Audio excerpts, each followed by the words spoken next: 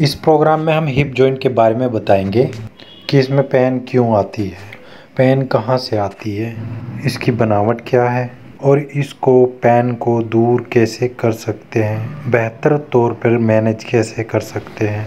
So friends, ये जो hip joint है हमारा सबसे बड़ा बॉल एंड सॉकेट जॉइंट है, जिससे कार्टिलेज इसको फ्लूइड देता है, हिफाजत करता है, इसकी फ्लूइडिटी कायम रहती है। और ये इतना बड़ा सबसे बड़ा बॉल एंड सॉकेट जॉइंट है बॉडी में, जो आपको लगातार मूवमेंट के लिए स्ट्रेंथ प्रदान करता है, एडजस्ट करता है। लेट से जैसे कि आप भाग रहे हैं, आप इमेजिन कर सकते हैं कि कितनी तेज़ी से इस जॉइंट की मूवमेंट हो रही है।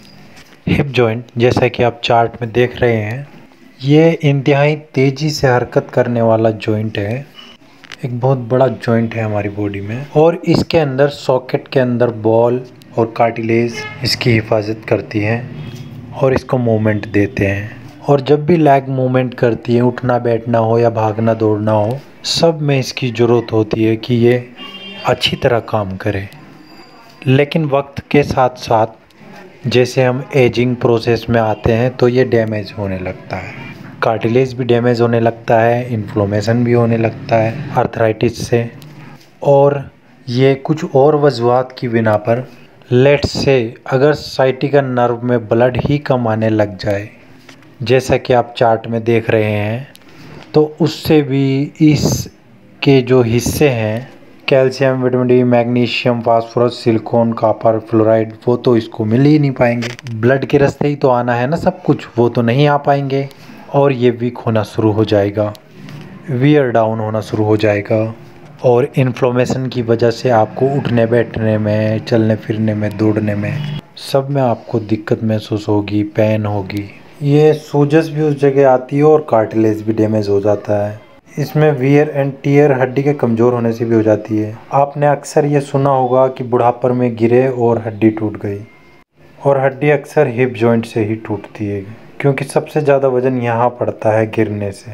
इससे बचना अगर है तो हमें अपनी हड्डियों की मजबूती रखनी होगी और अपने हिप जॉइंट को भी मजबूत रखना होगा। और जैसा कि मैं आपको बता चुका हूँ, हड्डियाँ 7 चीज़ों से बनी हैं: calcium, vitamin D, magnesium, phosphorus, silicon, copper, fluoride.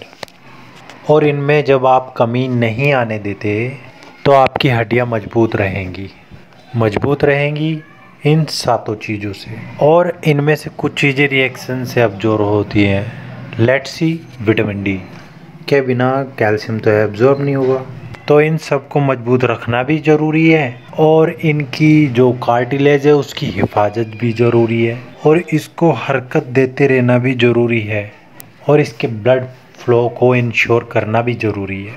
और ब्लड फ्लो को इंश्योर करने के लिए अगर आपका हिप जॉइंट वीक होता है तो दैट मीन्स वहाँ पे इनफ उसके कंटेंट हैं, जैसे मैंने आपको अभी डिटेल्स के साथ बताया था। 7 कंटेंट्स खुराक के रास्ते, यानी आपके ब्लड के रास्ते जो यहाँ पर आता है वो नहीं आ पाएगा और आपकी मूवमेंट में दिक्कत आ रही है। और जब आपको उठते बैठते हिप जॉइंट में दिक्कत महसूस होगी, दर्द आएगा उसमें, तो ना आप चल सकेंगे, ना भाग सकेंगे, ना बैठ सकेंगे, ना उठ सकेंगे, ना सीढ़ियाँ चढ़ सकेंगे।